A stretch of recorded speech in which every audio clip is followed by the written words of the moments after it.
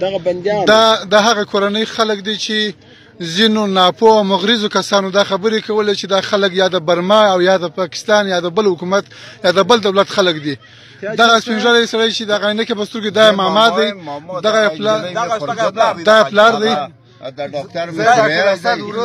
د ورور دی، دغه تذکیرې دي، دغه مخته چې نیولې دي دغه تذکیره ده. دا تذکیره ده، دا کارت دی د انستیتوت کارت دی. دا څه خبرې وکړه چې باره دا د ما د انستیتوت کارت دی، دا مې تذکیره ده.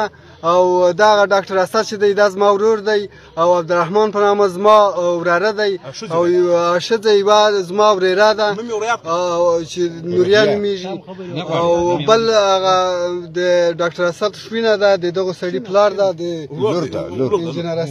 انجینر اصیل لور ده، د دغه ښځه ده. او دا خلکو ورته ویلي دي، اکثرو خلکو ویلي دي چې دا د یا د برما خلک دي یا د چچنیا خلک دي یا د خپل منطقه ولې ده. موږ خپل د سیدآباد ولسوالۍ اصلي مقصد زه په خپل قلات کې د شاهي په ظاهر په وخت کې راغلی قلات ته پکړه دی مقصد د دې اوس په اعلانم په هغه د وظیفه د په قلات کې د یو څوک ولا کې له 15 شپږ د ورداګو پیلان دی ورداګو د سیدآباد ولسوالۍ موږ هم د ولسوالۍ د سیدآباد کومه ګرغلي وختي ششکاله ده. هغه یو متل په مونږه کې دی، پرېږده چې دا ونیسي. یو متل په مونږه کې دی، وی زورم به خر نه میرسه دی به آلیا به کته پوه شوې د دی د مغرضو ته زور نه رسي او موږ خوراکیان ډبوي. زه خو د تا د رعیت یم، ته په ما ننګ وکړه، ته د ما په ناموس ننګ وکړه، ته په ما چاپه اچوې. زوی مې دوا راوړله د کندهاره، ما ورته ویلي چې زویه کوم وخت چې جنګ وي ته په دوا پسې ولاړ نه شې چې د خپلې خور ته دوا.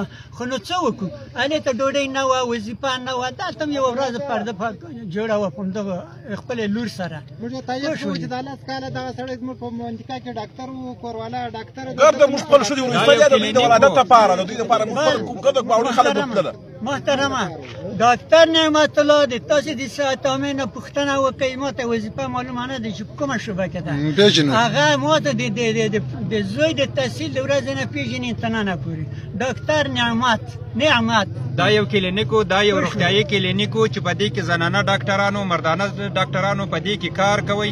په دې کې هیڅوک نه ترهګر و، نه القاعده و، نه طالبانو، هیڅوک لا نه و. هم پر دغه زنانو دغه ډاکټرانو په دې روغتیایي کلینیک کې کار کوي، نور بس هیڅ شی لا نه. او پرون بله ورځ موږ د ګریش د امنیت ملي مدیریت ته ورغلي وو، دغه مشکلات هم ورسره شریک کړل، د خپل شواهد د تذکیره ورته وښولې.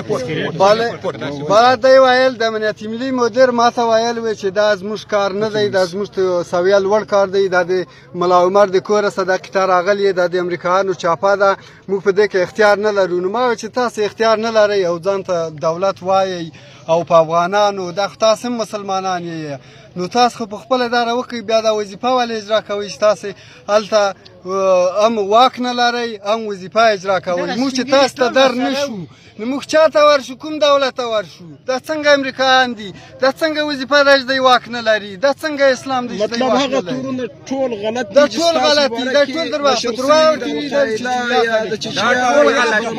زما وراره عبدالرحمن د 12 کالو دی، مدرسې له یې راایستلی دی، ترهګر دي، دا القاعده دي، دا څوک دي، دغه یې اسناد دي. خبره په ټوله په جدیت باندې ردوو چې د ویل چې دا د چشنیا خلک دي یا د القاعدې سره کار کوي یا دا ښځې کمپیوټر کارانې وي. موږ یې پېژنو، موږ خپل د کور مریضان روستلي چې دا قابلې وي. موږ د عمر ځواک خبرې په جدیت باندې ردوو، او دا والي صاحب چې څوک د یاسین خان دی، محمد یاسین خان په رسنیو کې دی دا خبرې کړي دي، موږ دا خبرې په کلکه ردوو. او موږ دا خپلې تذکیرې دي، دا تذکیرونه هغه هم پېژني، دا تذکیرې چچنیا دي که د افغانستان دي.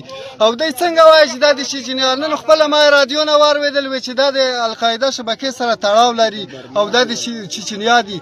دا څنګه چچنیا ده چې ولایت مو ور وښوه د برما دي، دی برما یادوي.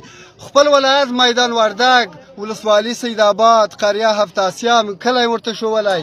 او دلته په دغه ګریش ولسوالۍ په باوړیو کې پراته یو 10 کاله کې دلته کار کوي او دی وایي چې دا څنګه راپور ورکوي بیا وایي موږ درواغ نه وایو موږ رسنیو ته رښتیا حقیقت خبر وایو دا څنګه حقیقت خبر دی چې د افغانستان خپل خلک په برما حسابل کړي ما خپله باندې اوس فعلا هغه بودباش په کابل کې دی دوان ماسیانو پوهنتون د دعوت کې دي زوی مې د ریاست نه یې واخیستله او زه بل ځای په کومه یوه مؤسسه کې دی پوه شولې د مشر زوی مې او زه چې یم 50 کاله په تولیدي فابریکه د سروبي د برق ما ژوند تېر کړی خط تقاعد شولم دا څنګه چې چینیا یم ژوندي اوسئ جی صاحب کور مو ودان خوشحاله اوسئ